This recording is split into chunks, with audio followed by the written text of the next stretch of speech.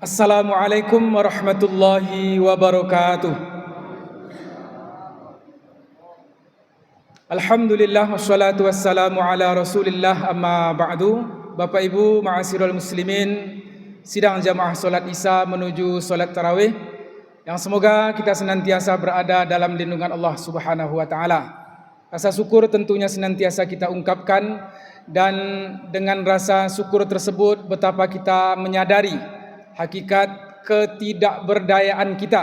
Kalaulah bukan karena rahmat dan karunia dari Allah, tentulah tidak tergerak langkah kaki kita ini untuk datang pada malam hari ini menunaikan solat tarawih, melaksanakan qiyamul Ramadan. Salawat dan salam kita iringkan pula kepada Nabi Muhammad sallallahu alaihi wasallam. Allahumma salli ala Muhammad wa ala ali Muhammad.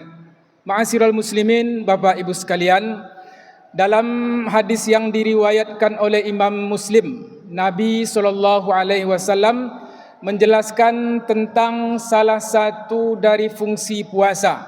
Asyamu junnah. Puasa tersebut adalah sebagai benteng. Yang lanjutan daripada hadis ini menegaskan yang dimaksud dengan benteng tersebut adalah benteng yang akan melindungi kamu dari azab api neraka.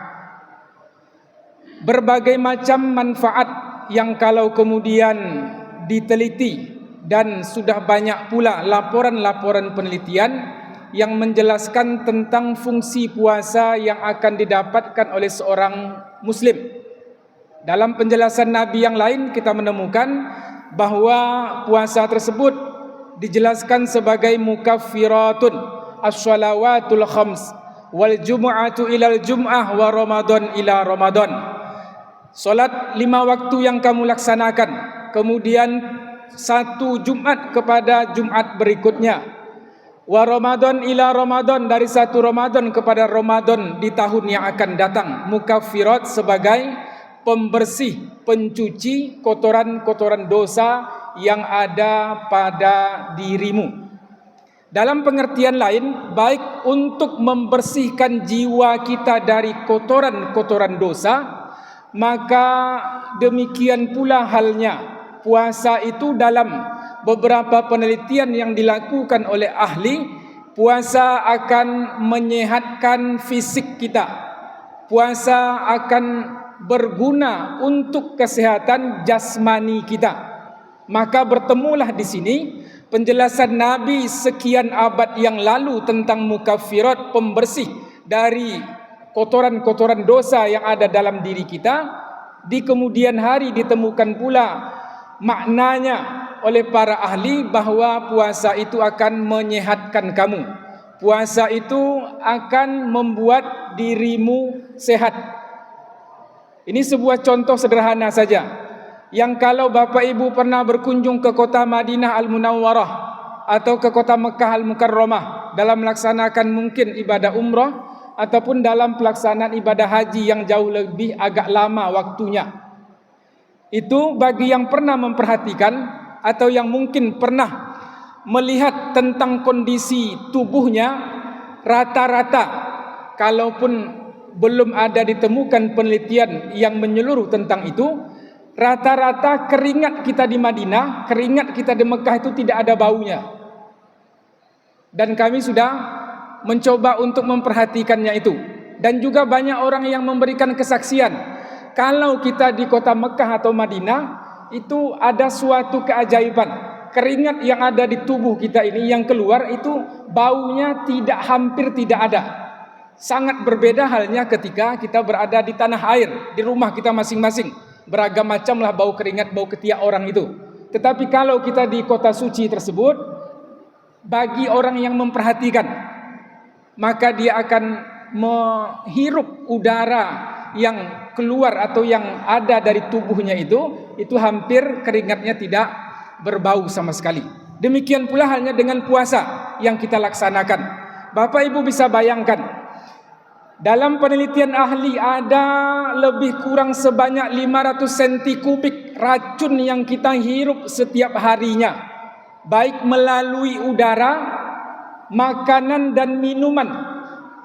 Dan racun tersebut diistilahkan sebagai toksin yang sangat berpengaruh besar terhadap kesehatan tubuh kita. Dan racun tersebut hanya bisa dikurangi fungsinya, dilemahkan kekuatannya, bahkan mungkin dibasmi sama sekali melalui pelaksanaan ibadah puasa atau dalam apa yang dilakukan oleh para peneliti dari mereka yang bukan sekeyakinan dengan kita, dengan tidak makan di siang hari. Tetapi kita menemukan bahwa puasa yang dilaksanakan di setiap bulan Ramadan ini, maka secara tidak langsung racun yang sekian banyak, sekian ratus kubik yang kita hirup, yang tentu saja kemudian kalau ingin kita berhenti menghirup racun, berarti berhenti pula kehidupan kita. Dan ini sesuatu yang merupakan di luar wilayah kekuasaan kita. Hanya Allah yang akan nantinya kelak ketika sampai jatah kehidupan kita, maka dicabutlah nyawa tersebut. Tetapi kalau kita perhatikan lebih jauh dan lebih dalam tentang manfaat dari puasa yang kita lakukan, maka demikian pula halnya ketika kita coba perhatikan digesernya jatah atau kebiasaan makan pagi, sarapan pagi ataupun makan siang ke waktu sahur. Kemudian sepilah kegiatan pencernaan kita sejak dari terbit fajar sampai tenggelamnya matahari. Yang berlaku ketika itu adalah proses yang berlangsung dari asupan pada waktu makan sahur yang lebih kurang berlangsung sekitar 4 sampai 6 jam. Proses pencernaan itu berlangsung di dalam tubuh kita.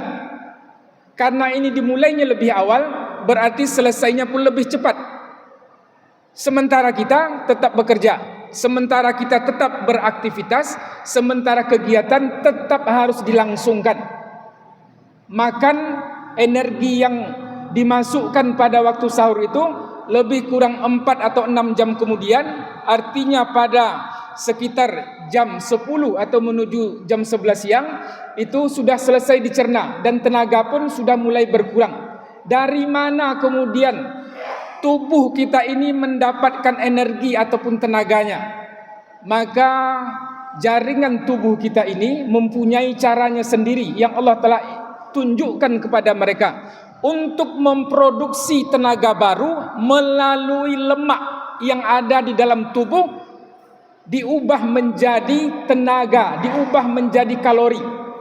Lemak-lemak yang ada di tubuh kita ini seiring dengan tidak adanya asupan makanan pada pagi dan siang hari karena sudah digeser pada waktu sahur, maka kemudian yang akan digerusnya, yang akan disedot menjadi tenaga adalah lemak yang ada di tubuh kita.